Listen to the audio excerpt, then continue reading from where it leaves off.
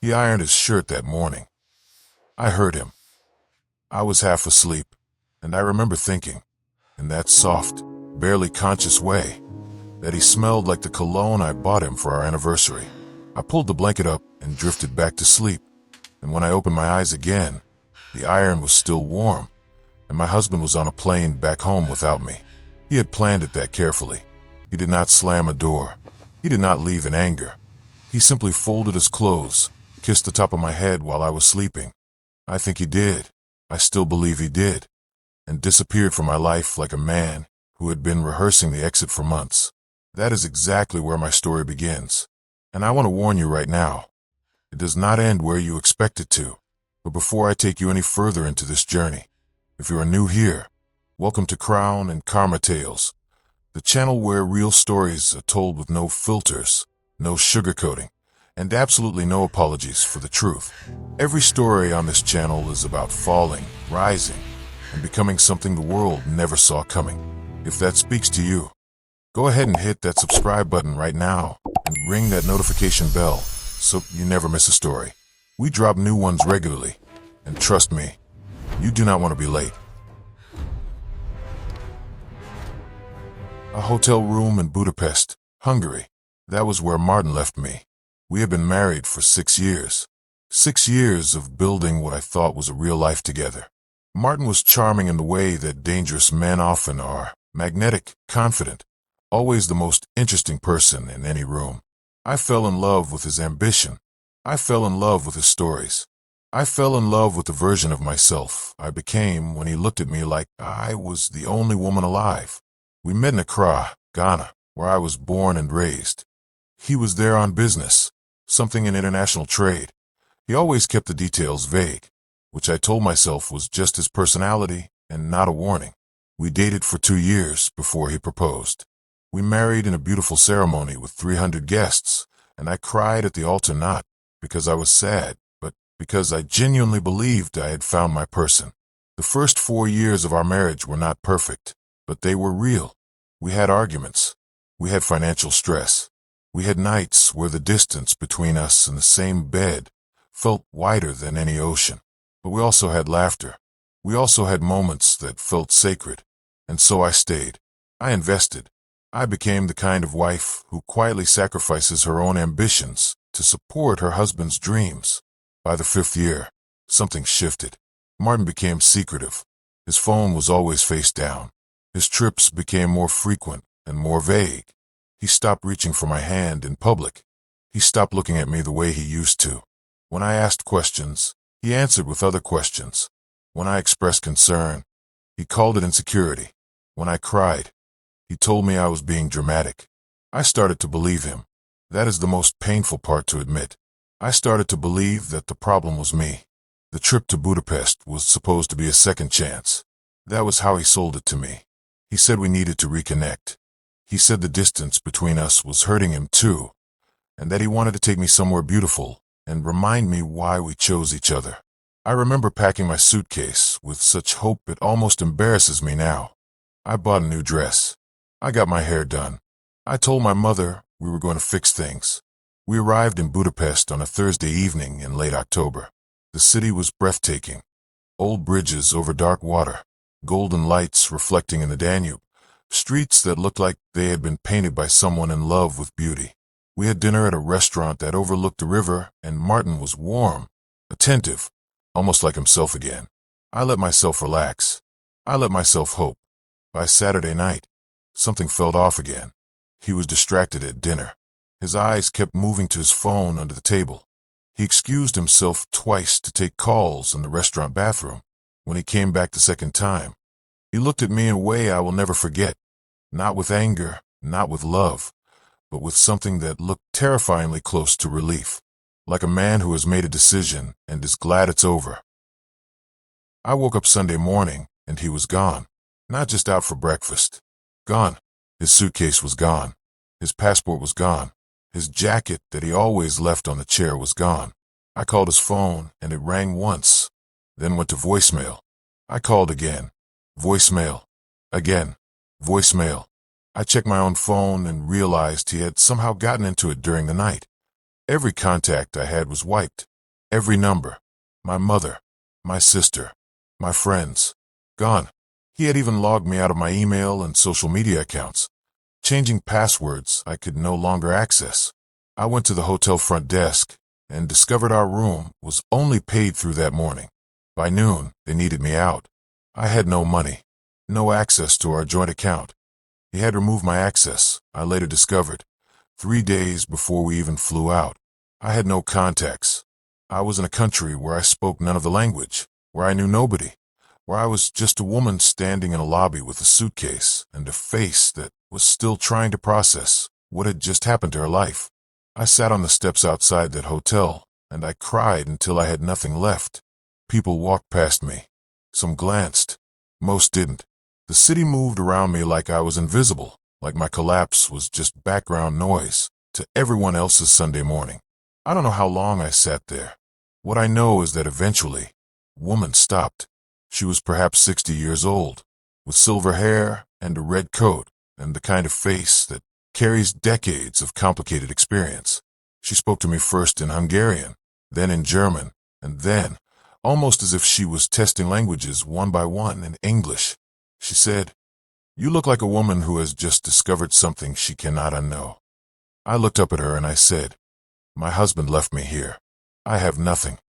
She sat down beside me on those cold steps, and she did not offer me pity. She offered me something far more valuable. She offered me clarity. Her name was Margaret, and Margaret, it turned out, was not simply a kind elderly woman passing by.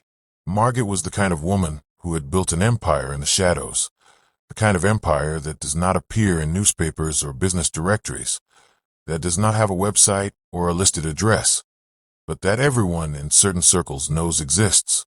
She ran a network. The simplest way to describe it is this: she was a fixer. She connected people who needed things done outside of official channels with people who had the skills to do them. Information brokering, asset recovery, private negotiations between parties who could never be seen in the same room. She had spent 40 years building relationships across borders, across governments, across the kind of power structures that most people don't even know exist. She was not a criminal in the way movies paint criminals. She was something far more sophisticated. She was a woman who understood that the real world runs on two systems simultaneously, the one you can see and the one you cannot. She took me to her apartment that night. She fed me. She gave me clothing that actually fit, and then she sat across from me at her kitchen table with 2 cups of tea, and she said something that changed the entire direction of my life. She said, "Every woman who ends up on those steps has been destroyed by someone who thought she had no options. The question is never whether you have options. The question is whether you are brave enough to take the ones that are actually available to you." I asked her what she meant. She said, "I am old. My network needs someone young, fluent, intuitive, and angry enough to be fearless. You are all 4 of those things right now. The question is what you want to do with the next chapter of your life." I want to be honest with you, because this channel has always been about honesty. I did not say yes immediately. I was terrified. I did not fully understand what I was agreeing to. I spent 3 days in Margaret's apartment asking questions, sleeping in a real bed for the first time since my world collapsed, and slowly beginning to understand the scope of what she was offering me. What she was offering was not violence. It was not drugs or weapons or anything that belongs in a crime film. What she was offering was intelligence, information, the ability to move between powerful people as a trusted intermediary. She needed someone who could sit in a boardroom and also sit in a back room, someone who could read people accurately and quickly, someone who had nothing left to lose and therefore nothing left to fear. I said yes on the 4th day. What followed was 18 months of the most intense education of my life. Margaret taught me how power actually operates. She taught me languages. I became conversational in Hungarian and German within a year, driven by sheer necessity and determination. She taught me how to read a room, how to identify who truly holds power in any group versus who merely performs it, how to negotiate, how to stay silent when silence is more powerful than any word. She introduced me slowly, carefully, to the network she had spent her life building. I became her apprentice, and then her partner, and eventually, when her health began to decline in the second year, her successor. I will not tell you that none of it was frightening. Some of the rooms I sat in contained people whose names I recognized from international news, and not for good reasons. Some of the conversations I facilitated involved sums of money that would make your eyes water. Some of the negotiations required me to hold information that, in the wrong hands, could have been catastrophic. But I also will not tell you I am ashamed, because within the world Margaret had built, there was a code, a strict, non-negotiable code. No innocent people were harmed. No exploitation. No trafficking. No weapons. Nothing that targeted the vulnerable. This was a world of powerful people managing powerful problems quietly, and I was the woman in the middle who made that possible. They started calling me by a name I will not share here, but the word they used for what I was, translated roughly into English, means something between the keeper and the one who holds the thread. I was the person who held the threads of the network together, and I was very, very good at it. Within 3 years, I had money of my own, real money, legitimately housed in legal structures, earned through legitimate consultation fees that reflected the completely illegitimate access I provided. Within 4 years, I had apartments in 2 cities. Within 5 years, I had built my own parallel legal consultancy that served as both a genuine business and a perfectly respectable face for the work that happened beneath the surface. And Martin, I found out, through the network, what had actually happened. He had not simply abandoned me. He had sold me. That is the word I use, because it is the most accurate one. He had gotten into severe debt with a man who ran financial schemes across West Africa and Europe. His debt had reached a point where he could not pay it back. He negotiated his freedom by giving that man a wife he could use, a woman stranded in a foreign country, with no contacts, no money, no options, who could be picked up, pressured, and forced into work that I will not name. When Margaret found me on those steps, she interrupted that plan before it began. The man who had sent people to find me, people who were likely watching that hotel lobby, saw me leave with Margaret and walked away, because everyone in that world knew who Margaret was, and nobody reached for what was in Margaret's hands.